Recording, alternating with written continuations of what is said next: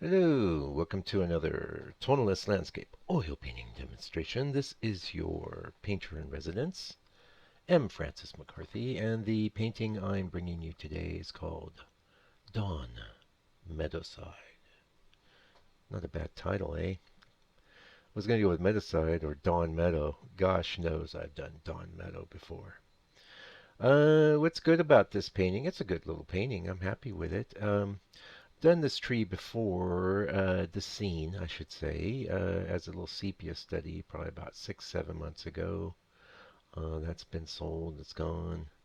But I came across this tree while I was on vacation, and it's very singular. Now, interestingly, you'll see, I think in that same kind of sepia tone study I did, I had these two little branches coming up. There in the reference, there's a whole bunch of like tree without leaves there. And I was thinking, oh, maybe I'll do that. And it looks okay, but for the second time, I opted to leave it out. And what really attracts me about this particular tree is the way it's weighted. I love it. And if I could come across awesome trees like this all the time, that would be great. And that whole trip, I got some good reference. But as far as singular trees go, no, nothing this good. So, who knows? I'll be revisiting it in different sizes and things like that. That's as is my way.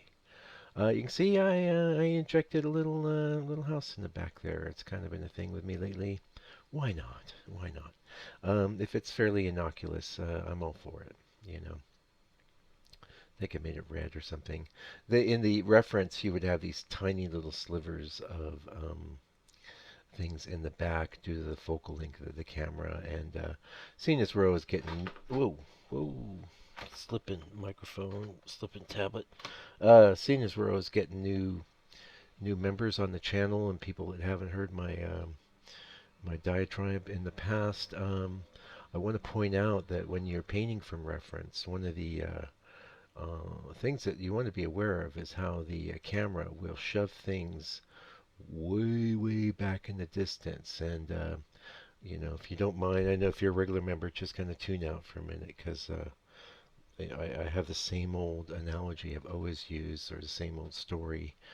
Back when I first started painting, I was showing some of my work to my brother-in-law, who's an artist in his own right. He's a jeweler and he's a pretty good artist as well. And he was looking at my painting. He says, "Well, that's a nice painting of like an ocean scene." I'm like, "But it was a pond, right?"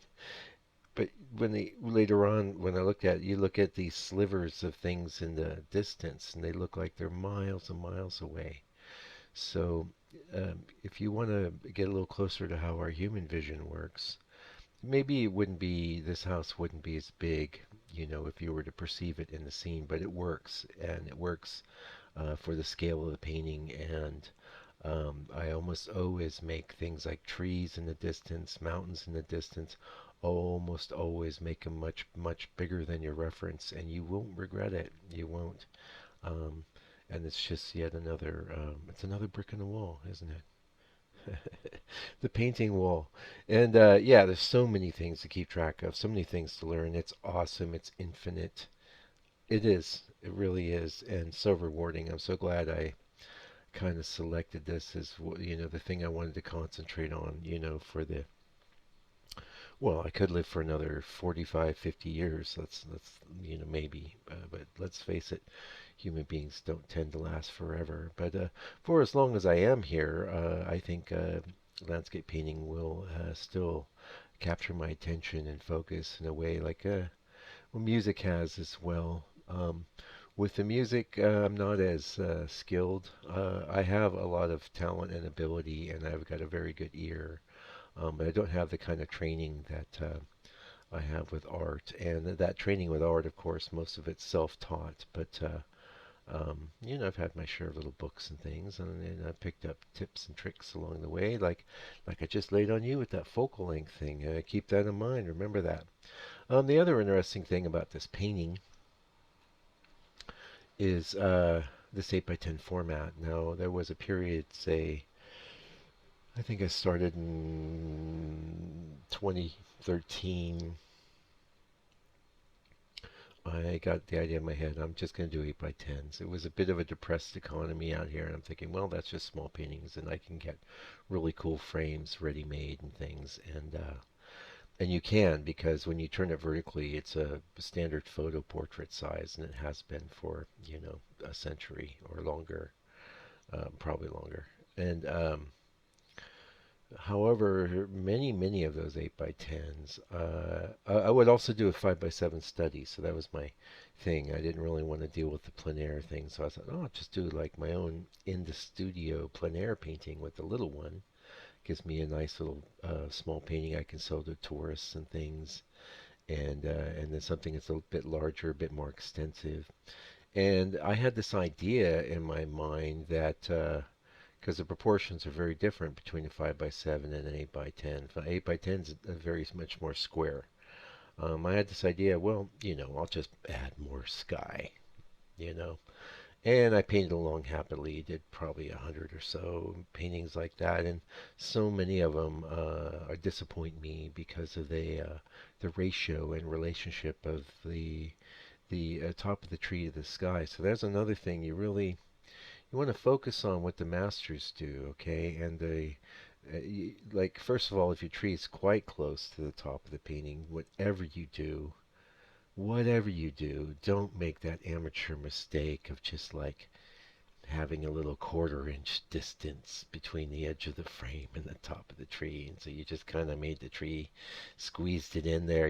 Go off the panel, just take it all the way off. Okay, and I had to deal with that. I'm talking from experience.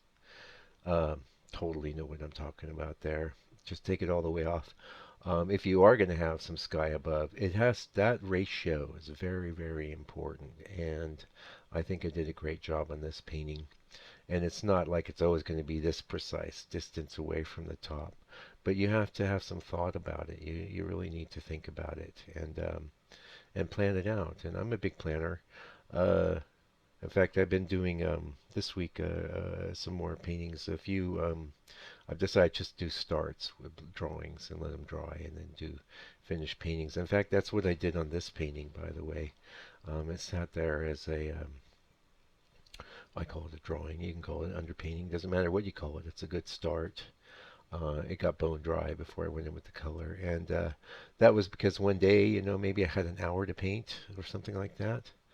Um, just go ahead, do a quick underpainting, and then you've got time to sit there and look at it and think about it. And if you're underpainting with black, as I am, it's a kind of slow dryer, so you can't really rush that second painting stage.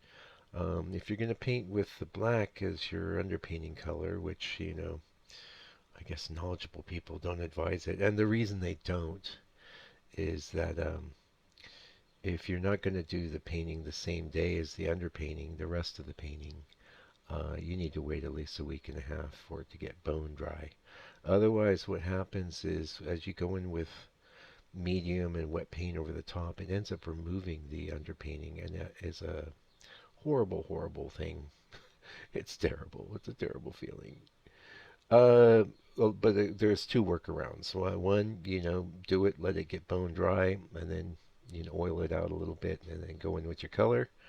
That's one of my things. Or if I've got a good 4 hour block of time, I'm gonna go after a whole painting. I'll do the underpainting. I have my colors mixed, and I go right into the first, and in a lot of cases, the only color pass. In fact, I think I'm presenting this to you with just one color pass, and more. Well, it's always been a goal, and again, we know we have lots of new members. We're adding lots of new members all the time. So, pardon me if I am repeating myself, but you put that painting up on the easel. You're thinking, oh, I just want a little more highlights in that tree a little more. But you got your brush out, you got the painting stuck up there. You go, oh, and you're looking at your reference. There's a big potential mistake that you could be making right there. If you are going to do a second pass and you don't have a lot of discipline, do that second color pass without the reference, because the reference has really served its purpose. And what a lot of times, if you're not very experienced and you're not very knowledgeable about ruining hundreds and hundreds of paintings, as I have, failing uh, over and over and over again the same way, like an insane person, um, you better off just thinking, yeah, I want a little more pop there, I want a little more pow, but don't just, in fact, if anything, look at the reference, make a few notes on a piece of paper, things you think would be good to address, and then do it with that reference put away. And this is always my advice to students of mine here locally, because I'm aware what happens is you get into robot mode, you get into copying things from the reference over to my painting. Oh, and more is better. More is not better with painting. Definitely not. You want to make an emotional statement that's fairly broad. Uh, your best bet of making that impactful sort of emotional statement is going to be in that first color pass. You have a lot more expressiveness in your strokes. What happens in the second, third, fourth color pass or whatever, everything just turns into rice grains. Any real movement of your brush work or anything, just it all gets destroyed when you paint over the top. So if you are going to put it up on the easel, um, take my advice, and you will see how happy that your life can be. I guess I've just been burbling on today, so I will be revisiting the Carlson book. I'll talk a bit more about just, since we've lost most of the looky-loos here at the 12-minute mark. Purpose of the channel is really to share what I do and to give you insights. And I teach through insight, and I teach through stories and things. But what I don't do is I'm not really your guy for the more basic sort of painting stuff. I mean, sometimes I get into it, and I really can dig it. People are hungry for that, and if you're one of those people, shoot me an email. I'll make you some book recommendations. There's even a lady whose book I just ordered, Deborah Paris. She's super good, and she paints some of the stuff I like to paint too. And she's just done a book. It looks really exciting and really great, and I've ordered it, and it's taking a while to get here because I live in an island in the middle of the ocean called New Zealand. But it'll get here, and I'll do a little book walkthrough when I get it. But she also has classes. They don't look very cheap. Certainly not the paltry $6 I charge for access to my full-length live videos in the membership area. But then again, I'm not really taking you through, um, you know, creating a painting from basics on up. I'm really a good guy, and this is true of my local students as well. You're intermediate or you're semi-pro. I'm your man.